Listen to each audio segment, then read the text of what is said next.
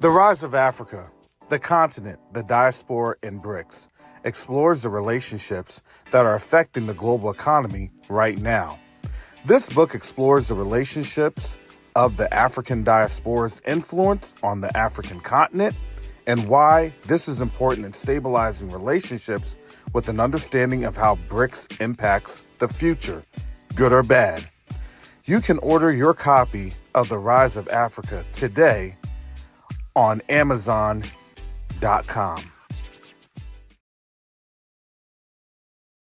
Neo-diplomacy is the new currency.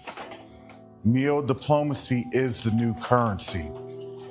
The reason that I can say that is you have a couple of different factors occurring right now as we speak on the world stage. The dollar is being disrupted. Nations are no longer wanting to engage with the United States. But the third factor that affects each and every one of us is that there is a diaspora from the African continent that's willing and able to engage our brothers and sisters on the continent.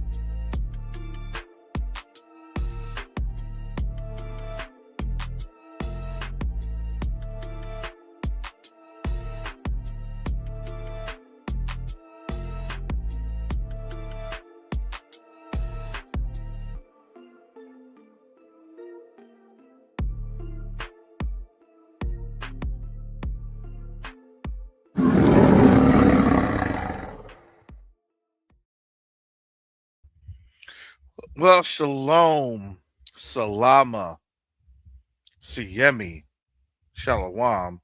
Greetings to all my Israelite brothers and sisters from around the world, whether you're of the bloodline of Abraham, Isaac, and Jacob, the house of Israel, or you're a Gentile grafted into the house under the blood of Yahusha HaMashiach.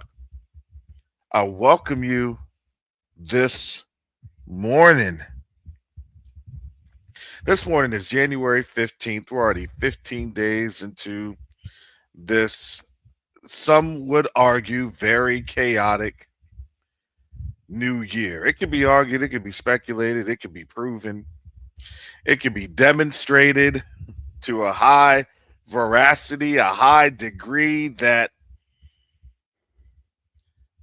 this year things jumped out the gate. And we see what's happening right now with a lot of the fallout going on. And everything that we're witnessing, it really looks as though if you were to say that this was going to happen 20 years ago, 15, 20 years ago, you would have been like, yeah, right. I would have never seen, I would not have been able to truly wrap my head around this. I just would not have been able to do it.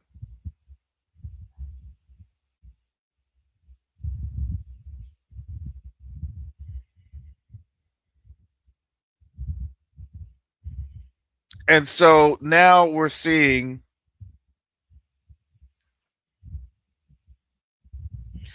a situation in where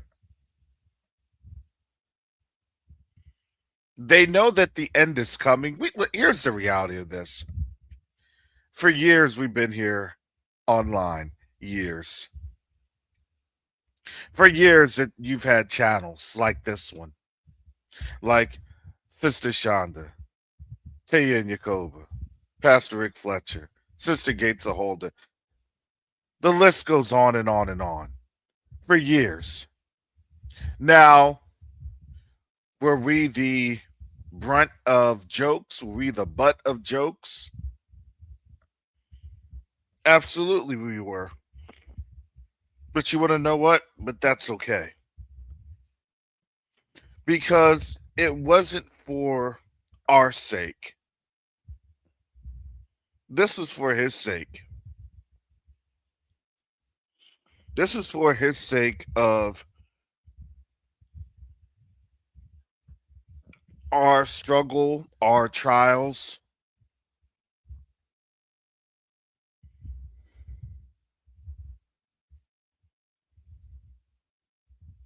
Because what I know, me speaking personally, I know how the Most High moves, and I've seen and tasted, and all I know is I trust and I obey him. That's it. No matter what things look like, it can be the greatest of the great to the worst of the worst. I trust him.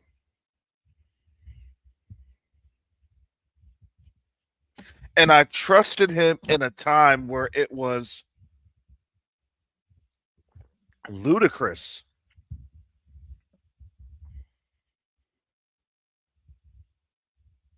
Why would you want to say that you're an Israelite? Why would you even say that you're a Hebrew? How do you even know this?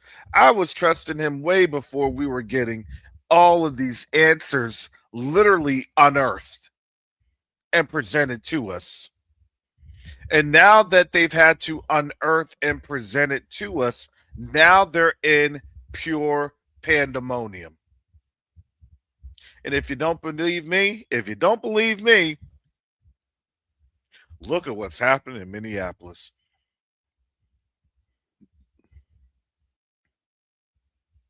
To create that narrative.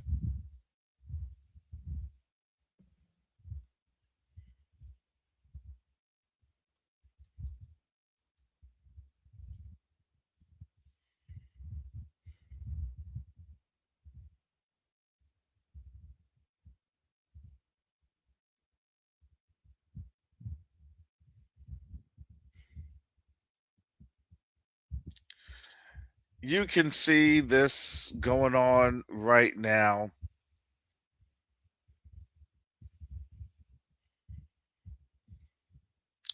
because they're doing exactly what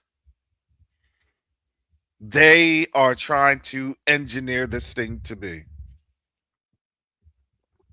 That's why I say it's calculated chaos and confusion. It was one thing to keep everything low and on simmer and, let it just kind of do its thing. But now, afterwards, after black people, and I'm going to say our people didn't even know that what we were doing was literally so prophetic. Sometimes you just have to sit back. You can't even, sometimes, honestly, just let the Most High do his thing. When you see that, it's prophecy, calm down. I know we get excited. We do. But sometimes you just have to sit back and just say, just peace, be still.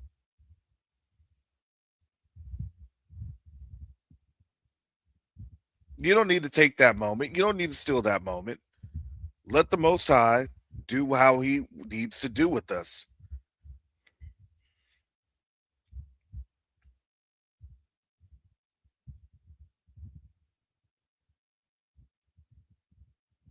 I tell people this when you look at Exodus and when you actually read Jasher and get an understanding of Jasher, even as the Most High was performing all of those plagues, all of that destruction,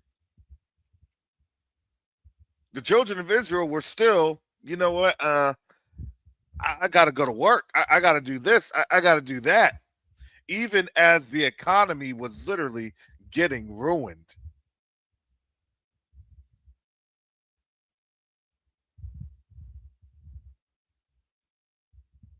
It wasn't until literally the Passover. And I would like to, one day I would like to really dig in to have a true understanding of this because, again, family, in this Euro dominated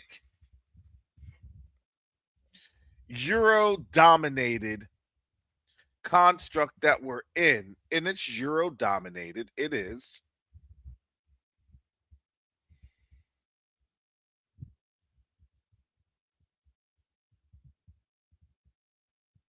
You have a narrative that you'll only get bits and pieces with when you are talking about the Exodus, because the approved versions in the Bible,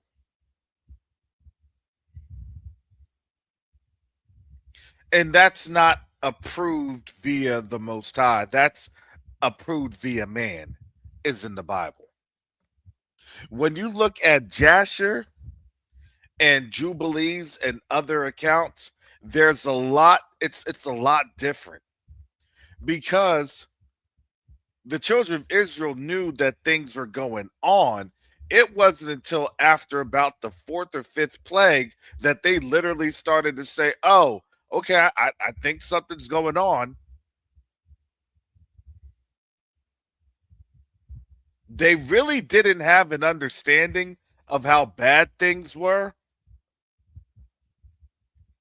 until the decree went on out when Moses had told the people, and it was like, hey, if you don't do this, if you don't perform, it wasn't known as Passover there. It was actually just known as, hey, mark your door with blood so that this last judgment, you don't get swept in it. That every first born male in the household, it didn't matter if you were a human or an animal, every firstborn.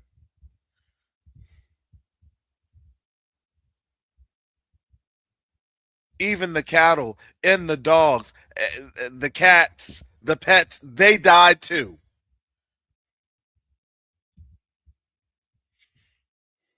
When you read Jasher.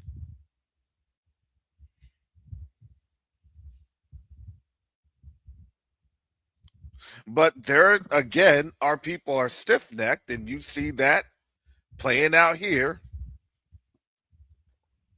That even when they were told, hey, this is going to happen, some of our people had gotten swept in that judgment.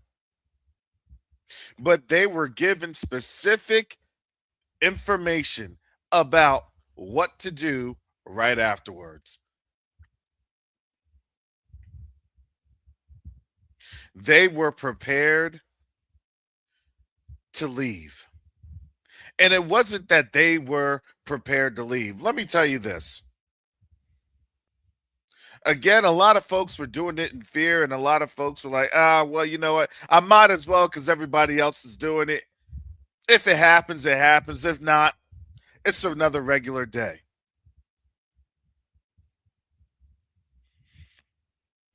But Moses was telling them, be prepared. Be prepared. This is it. Well, Moses, you've been doing this for over 2, 3 years. Now this is it. Now this is going to be taking place. Yeah, it is. You understand that it got real for them when everybody had basically died. Whole bunch of people had died.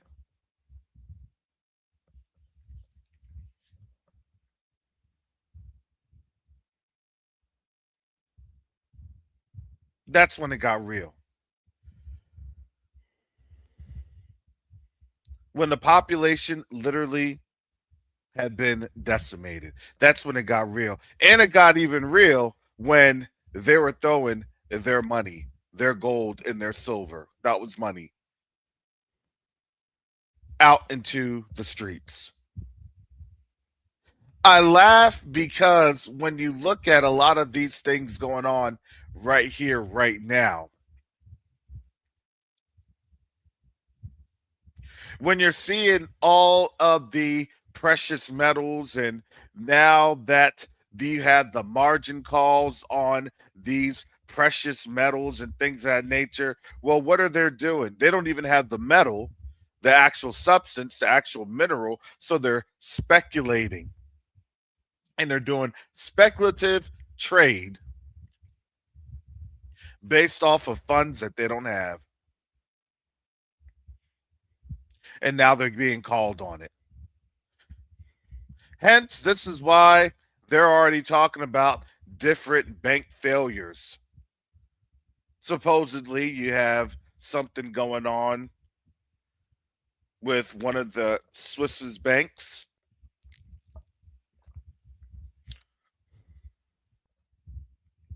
But you also have to understand the way that this goes. And not a lot of people understand this because folks on YouTube, they just talk about trading and trade, and trade. Well, here's what ends up happening. Those banks, because they're on the Swift system, well, guess what? Swift has to absorb those banks' losses. So now the U.S. then has to cover more loss of these nations that will begin to realize that they don't have the money to cover because everything is borrow, borrow, borrow. So now this will create a chain of events. And guess what? China did this.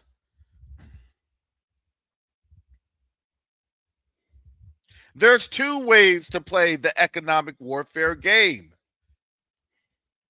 Okay, you want to kidnap some presidents? That's cool. I'm going to start making y'all starve. Everybody thinks that a war just means you have to fly a hypersonic missile, you have to fly some jets, you got to do all this, you got to have people landing and doing all sorts of Hollywood-esque movie productions. Nope. China's like, nah, we gonna get you.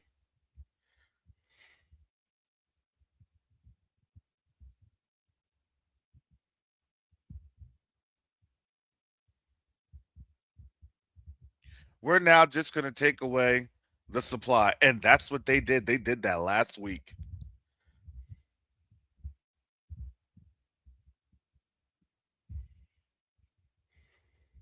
So now, because everybody's greedy, it's going to be speculative trades out of the wazoo for literally a mineral that they don't even have. That's crazy. They're literally going to trade themselves away into oblivion. And then hyperinflation and the dollar is going to be worthless.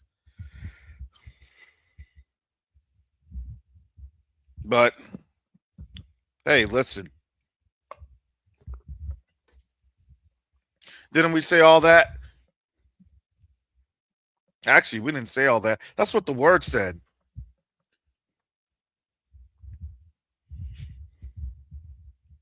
So now, why do you think all these things are going to happen? Look, I was breaking this down. I was breaking this down to someone at work the other day. Yesterday, matter of fact.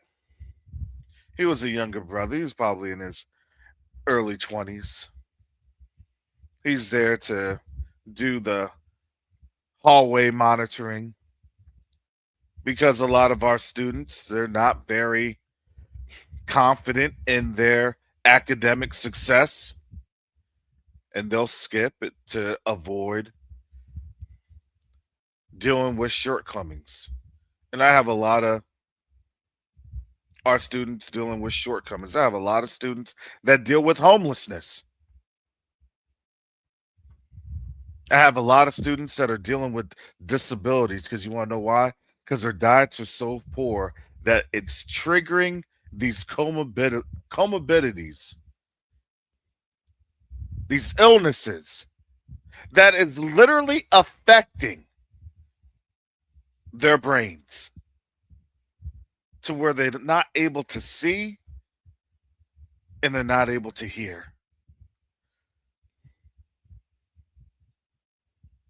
And I tell you, listen, you can be as heartless as you want to these Gentiles. Okay, that's between you and the Most High.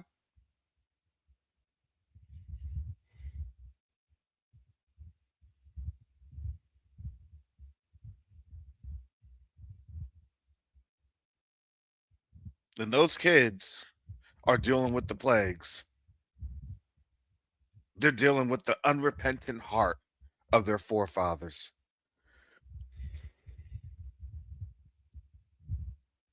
And you can tell. I saw a Gentile kid. That must have been his third or fourth fight. Third or fourth fight. And I had to bring him into my classroom and have him sit down. When I had, and I strategically did this too, I had an Israelite, a younger Israelite brother. Do it again, Pastor Rick Fletcher. Be late to my class, and I'm going to be writing you up for a referral.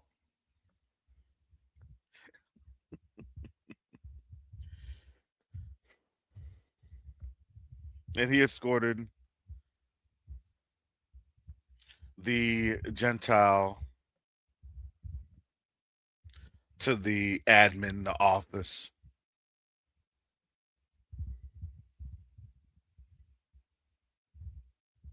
And the only thing I could think of was, man, that was our people 20 years ago, 30 years ago, back in my generation. And then I had to realize, I said, man, these curses are reversing because we're our kids will get in a fight, but we don't throw down like that. They know they're not going to really get hauled away in the police. But when one of the staff came in, they said, "Oh, such and such had another episode again." It's like, okay, another episode.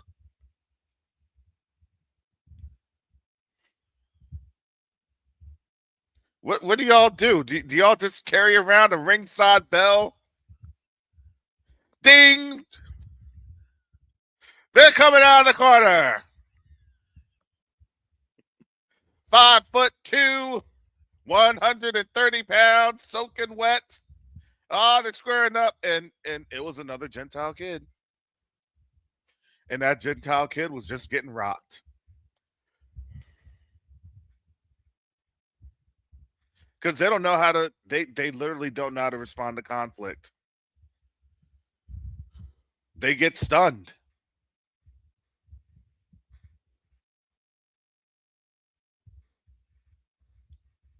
The kid was getting rocked in the face for about 5 to 10 seconds, just steadily getting a beat down. And I'm just sitting there and I'm like, hey, break it up. Didn't even put a guard up. But then I had to understand their reaction and speed is not there. Their speed to be able to discern the environment and the situation is not there. So if it's not there for them at this age, does it ever materialize in an older age? And the reality is no. That's what you see with Minnesota. You see a generation to where they're not able to truly understand that you could literally have the Gestapo walk in, take over, and not really fire a shot. Or if they fire a shot, you're just going to get laid down, and it's going to be like, oh, I didn't know how to respond.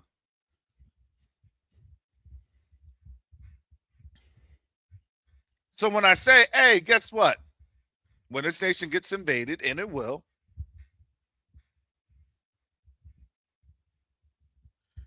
they won't even fire a shot. They will not. I don't think so. They got all these weapons. They got yeah. What good is a weapon when you're dealing with the generation of idiocracy?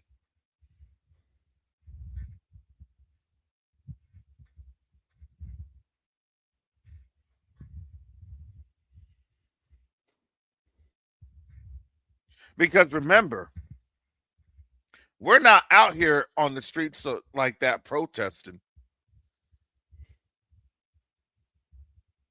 We may be out here taking a look. We may be out here seeing some things, but we're not going to be involved in any of those protests. Case in point, these folks aren't out here because probably they can't get to their home. More than likely. I had the video or the sound off. Do you know what happened?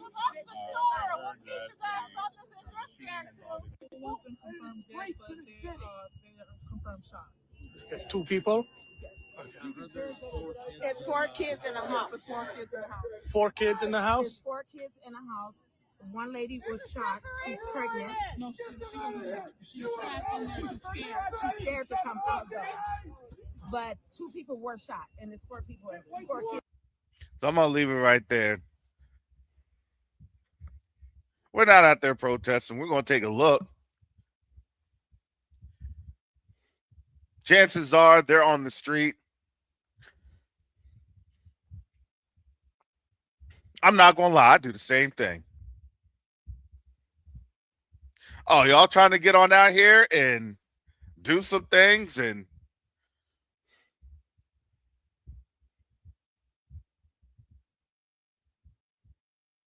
oh yeah, this is probably this was an ICE thing. This is ICE. They're not going after us like that. Not yet. Not yet.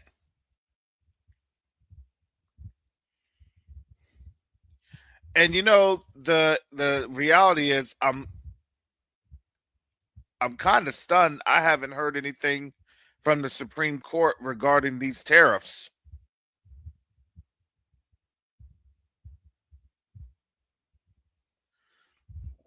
Excuse me.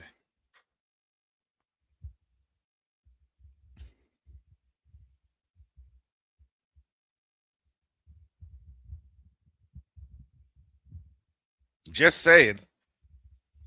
So now you're going to be looking at things being censored or not reported. The other day, I was looking at a story where they actually had arrested a journalist that was investigating the White House. Excuse me, not arrested, but had some sort of warrant or did some sort of police action. They raided the journalist's home, took her laptops, computers.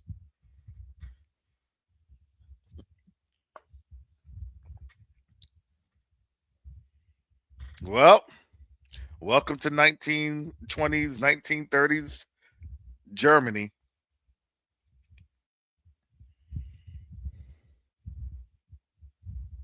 But you want to know what the what's really not so funny. This isn't going to be the first time when they have bad news like this. And remember, you even saw that with the Maduro reporting that the journalists were told not to report anything on Venezuela until they had been given the go ahead. So what do you think is going to happen? We were supposed to hear a major ruling from the Supreme Court regarding the tariffs. Well, that was yesterday. What, did they throw it off until today? I haven't heard hide nor hair. I haven't seen hide nor news article.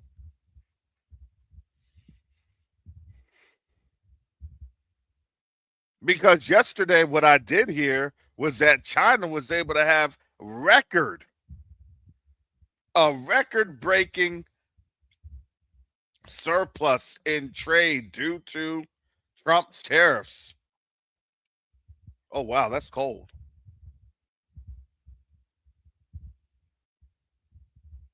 You mean China made money and the U.S. lost money?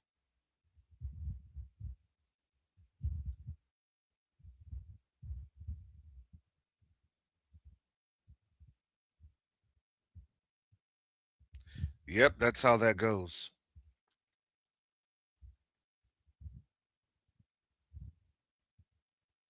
Cursed is a nation. Look, we could look at all this in Proverbs chapter 10.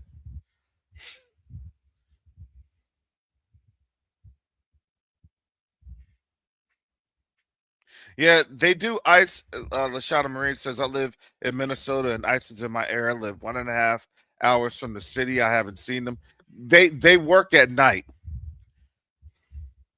They work at night.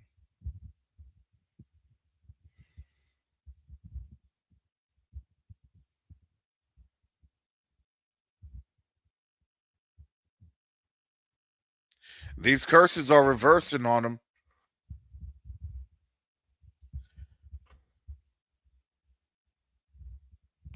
And yes, and now more and more people they're not coming to the World Cup.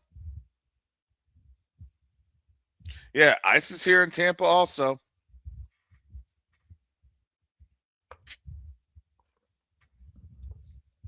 They're just trying to not scare anybody because we're about to have a lot of um, state fairs and festivals here in the Tampa area. We host the Florida State Fair.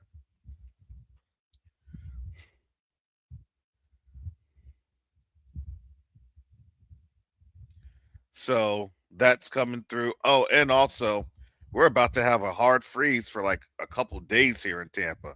A couple days. So that will also mess up a lot of the blueberries and strawberries here in the Tampa Bay area. They're talking about like in the 20s, potentially even in the teens, starting tomorrow.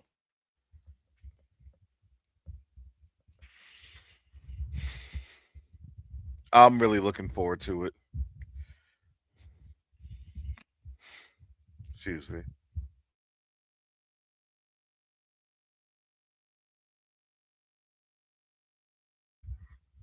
I was expecting it, but from the 15th to about um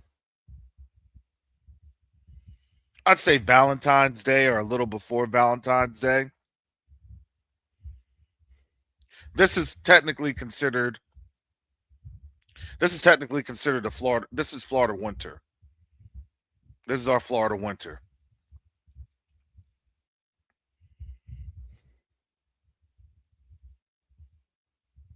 And yeah, no, that's actually very bad here for Florida because um when it freezes like that, because we actually got a pretty decent amount of rain, but when it freezes like that, it can actually get into the ground and it does weird things with the soil that it expands and then it drops. So you actually see a lot of sinkholes that will start to form. And because you don't really have the proper land management that you used to have, it's actually very dangerous.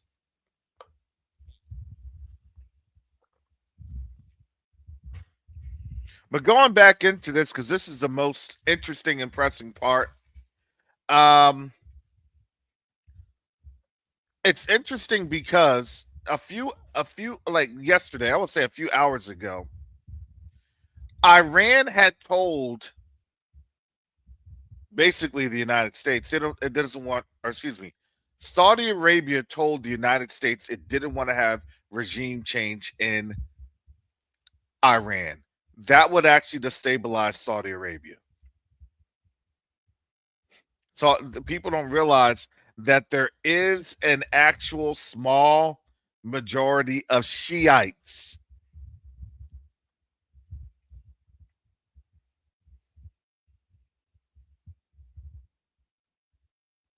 that are in Saudi Arabia, over in their eastern provinces towards Dammam, which is towards the coast of the Persian or Arabian Gulf, whatever you want to call it. And they've had uprisings before.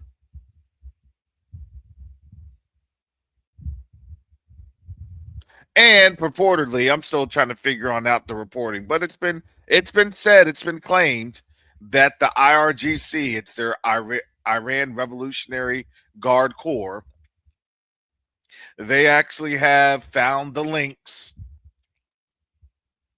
of the of the support that both the US supposedly and Israel, the Eastern Mediterranean nation, was indeed supplying. Amazing how they're getting all that information when they shut down the internet. Surprise, surprise. Remember I was saying? I said, look, they're going to go from 3,000. Now they're trying. They brought it up to 12,000 in some reports. There in one report they're like 20,000, and then people were like, "Oh, that sounds way too high, way very questionable." I said that's what they're going to start doing. They're going to start trying to shoot this thing up to 100,000. Why? Because they're trying to deflect from what's going on at Eastern Mediterranean nation with that Gene O side R.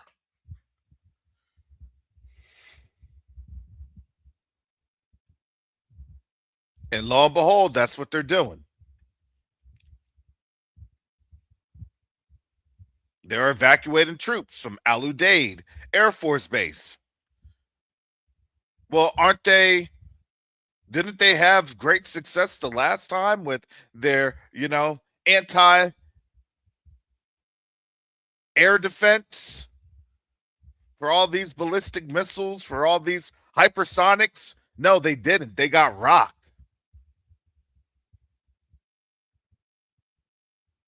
So now it was, hey, everybody on out of here because air defense isn't what they thought it was going to be.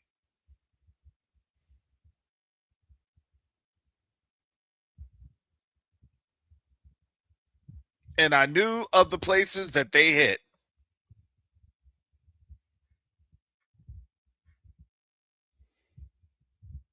Being on the ground in Al Udeid, visiting, actually not just visiting, but staying there for quite a bit of time. You see things, you notice things. Oh yeah, I've been there. Oh yeah, I've been there.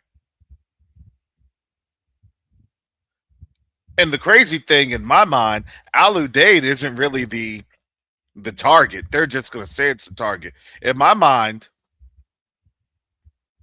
Manama Bahrain is a target. That's where the Fifth Fleet's at. That's where the U.S. Navy's at.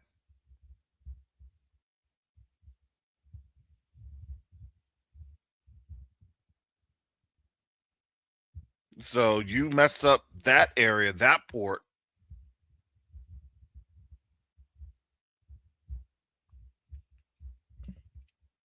I'm just saying.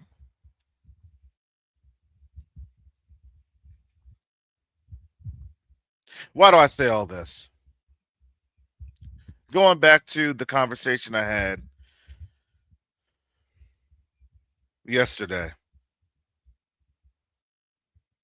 A lot of our people are starting to wake up. A lot of our people are starting to understand and challenge the narratives. A lot of our people are starting to get a somewhat of a two and two together. Not all the way just yet, but it's getting there because when I was explaining this,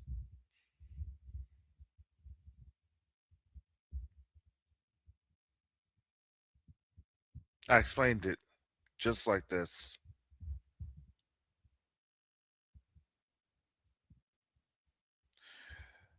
Birthright citizenship, when they dismantle it, and it will be dismantled, they'll dismantle it because they'll say it was for the case of providing some sort of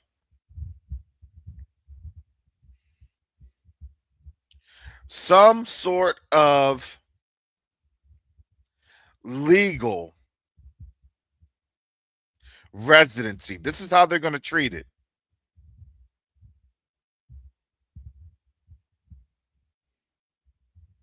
You cannot grant citizenship to somebody that has come through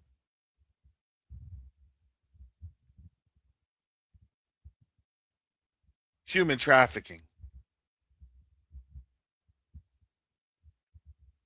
They have to be allowed to return home. If they choose to remain there and would like to be a citizen there, then they would have to again return home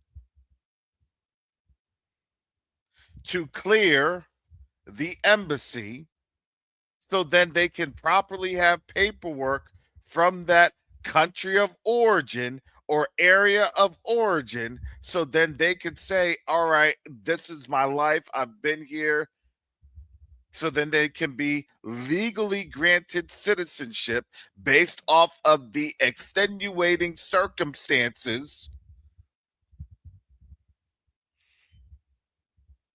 generally speaking. That's what used to be done.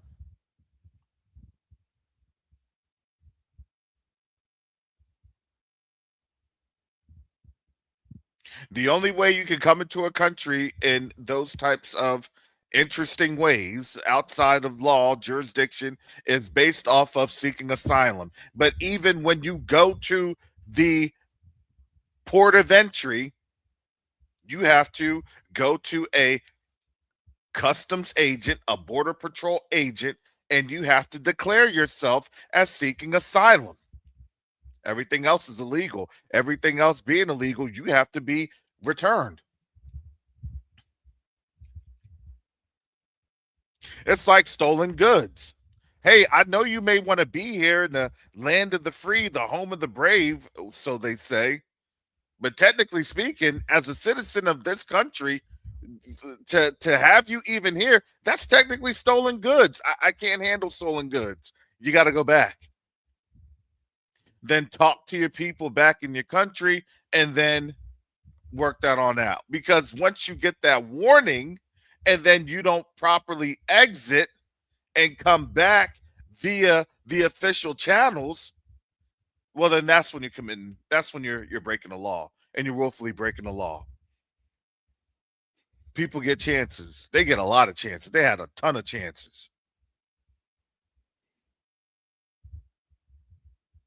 Now, I said going back into this because people truly don't understand or appreciate what an actual immigration and enforcement is. Immigration enforcement isn't just a, hey, it's just something that, people just throw on up for barriers to do this. Not really.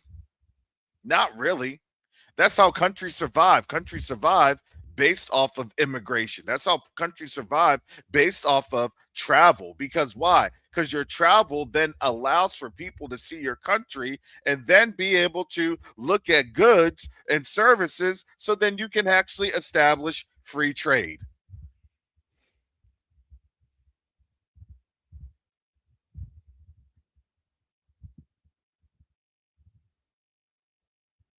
And yes, the Cubans had wet foot, dry foot, but only because of what? They were able to establish refugee laws.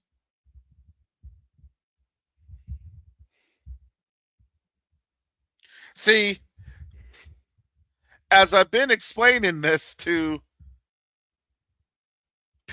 our people, I've been trying to let folks know that you're seeing all this with ICE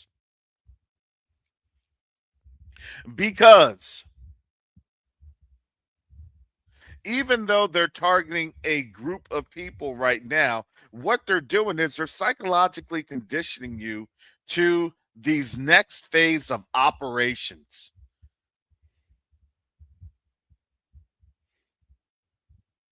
Hey, we wouldn't have to do all this, but we've had a lot of illegal stuff.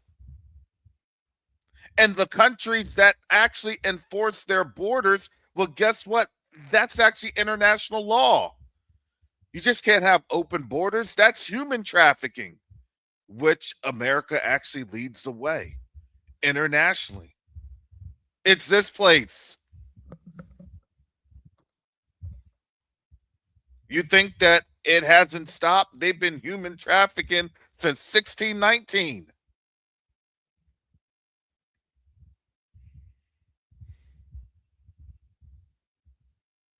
Unless somebody wants to dispute that with alternative facts.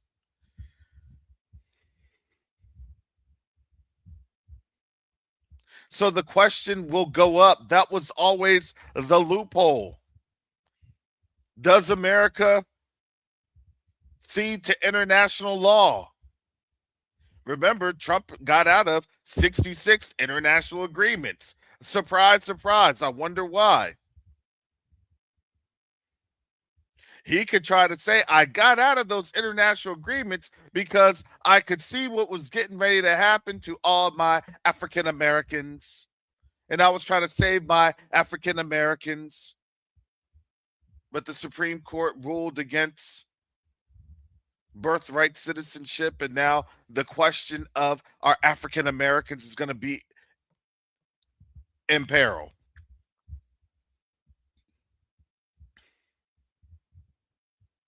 Because then Congress will have to act on proposing a bill that grants citizenship. And the reality is this, is that when they grant citizenship, well, when will they grant citizenship? What would be the threshold?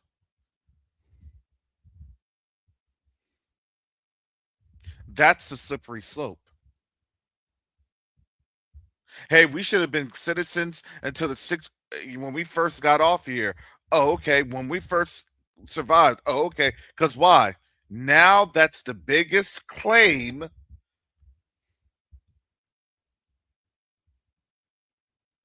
That is the nail in the coffin for them to stiff arm reparations. And then they'll be at a deadlock, and guess what? Then that time will pass. Hey, we weren't able to really do this and do that. We couldn't come to an actual appropriate decision of how to work with our members of Congress to make this thing a solution without our folks having to go across the water and then come back of their own volition, their own free will, their own attestation. Nobody here took an attestation.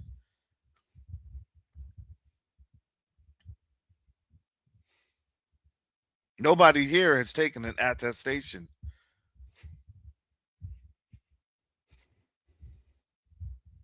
None of our forefathers did. The Japanese got theirs because the Japanese came through as citizens. They came through citizenship. They took an attestation.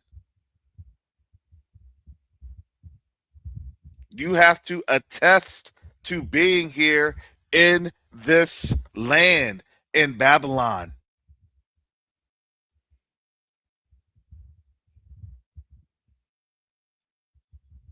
That's the major loophole. And if you're here illegally, guess what's going to end up happening? You're going to be going back. Every single one of us.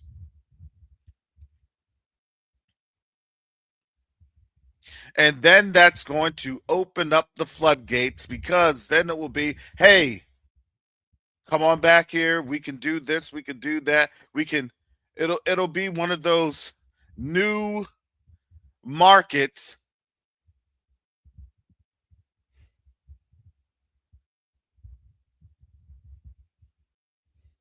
repatriation tourism. Hey, come back here, spend a couple weeks. We have packages starting at this amount of money.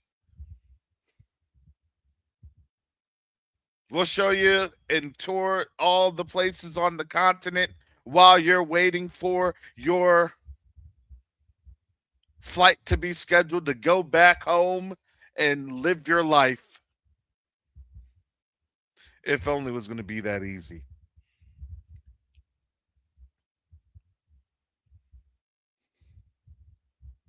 In my calculus, I believe that that will be the case. And then you would need to have, honestly, human rights monitoring. Why is that? Because you literally would have a situation in where you have a nation that has really potentially 20% that is a stateless nation. And they will do that with the flip of a switch. Oh, there you go. Everybody's stuff got turned off. Doo-doo.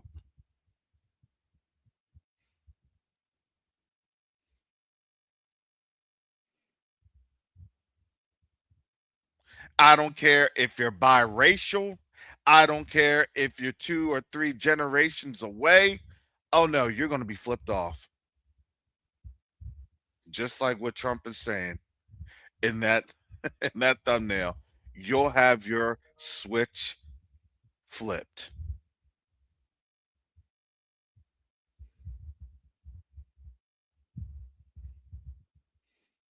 Please make your way to the nearest exits. You'll have an opportunity. That's what they'll do. You only have your cell phone. In my mind, that's how I look at that.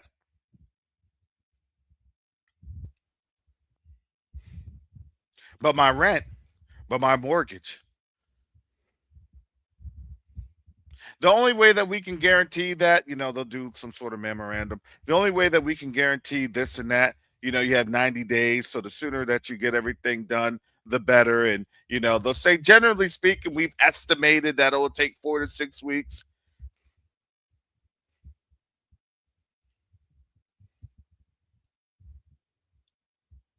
But you think you're going to be leaving with dollars. No, authentic Israelite. She says, if this is the case, just give us 3 to 6 months notice so we can leave with whatever wealth we can. Oh, with dollars? Nope. How can you sell anything? Do you even have would you even have the legal right to sell? Sell everything, including the house. How could you?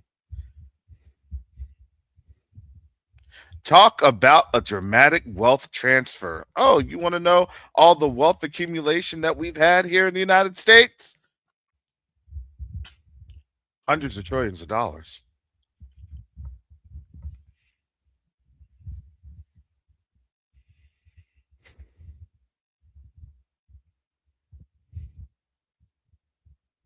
Don't worry, we'll take care of you.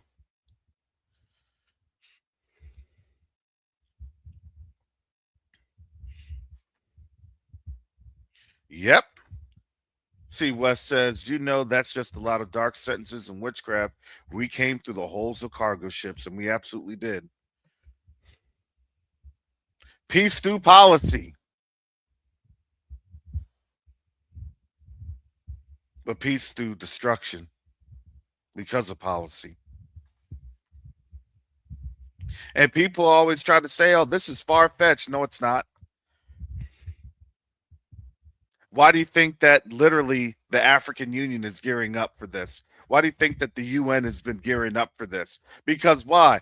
I believe, in my personal opinion, I believe they've been working on this since around 2014, 2015. You could see all these different plans and initiatives and things of that nature. It just makes sense because now, with all this calculated chaos and confusion,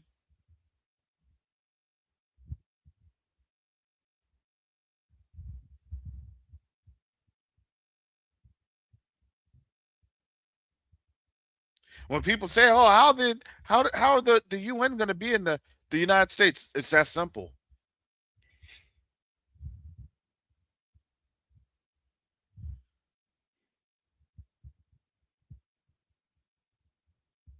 Look, come on in. Look, let us show you that we're here to be as transparent so we can take care of all of our African Americans so they can go back and do what they need to do and then come back so we can make America great.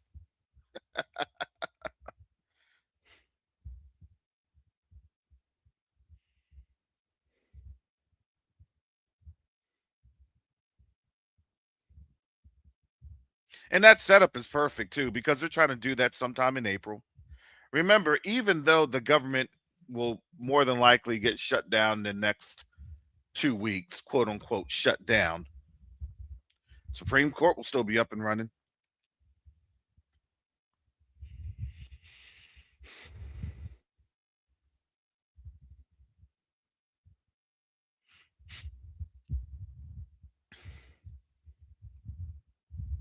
I'm going to say that Authentic Israelite says, question, do you think legal immigrants who are not citizens will be told to leave as well?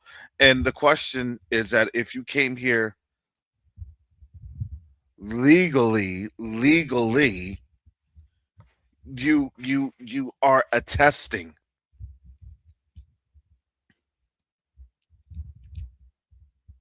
Whenever you have any type of a citizenship or whenever you have any type of a residency, you are there attesting to that customs or that immigration agent. Every country has an immigration agent. You have to declare yourself. There was no immigration agents for any of our forefathers to declare themselves. You want to know what that was? It was the auction block because it was literally cattle. It was literally human trafficking. So now that was the loophole to get themselves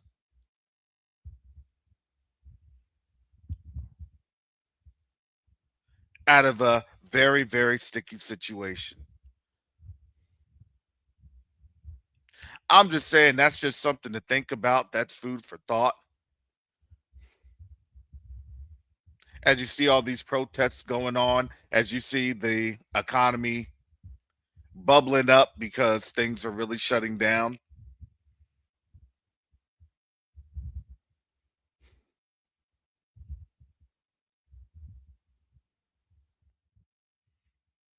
But then understand, and I'm going a little long here, so I'll start shutting this down. Understand, all of a sudden, now you see a spotlight on Africa all of a sudden. And to be quite honest, why not? But everything that we see is always carefully chosen and curated.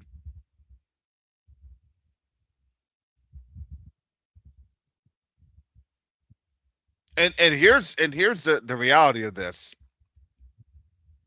As Brother Garth had said, he says, I'm a non FBA, so called. My parents are immigrants, should be interesting. Yeah, because once we start going, do you think that people will want to start staying? Nobody's going to want to take the title. Nobody's going to want to take the title.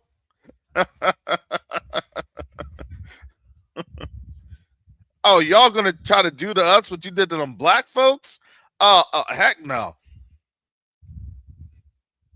Oh, we're out. But this is the greatest nation, and once we get rid of them, it'll be even greater.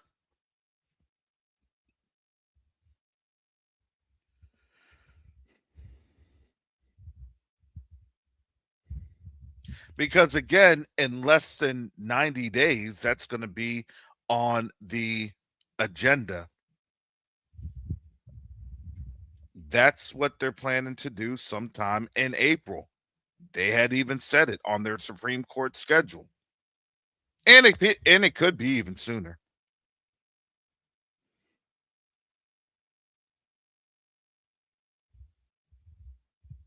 So again, always think about why they're doing things and what's causing it, because that really is that catalyst.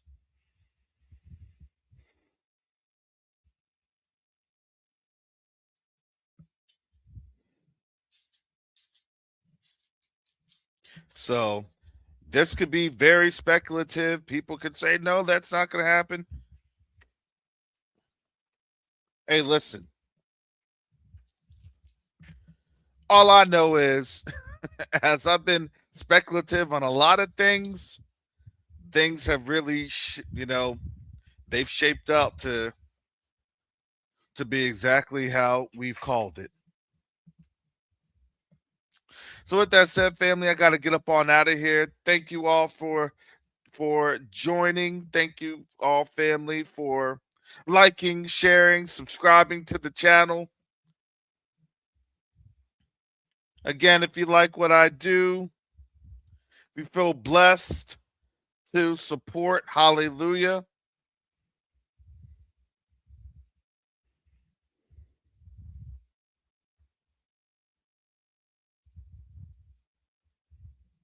So with that said, family, most high willing, if something pops off,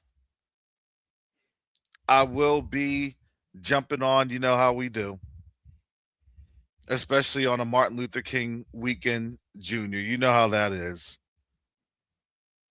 I don't know who's going to pop off first, honestly, the Greenland or Iran.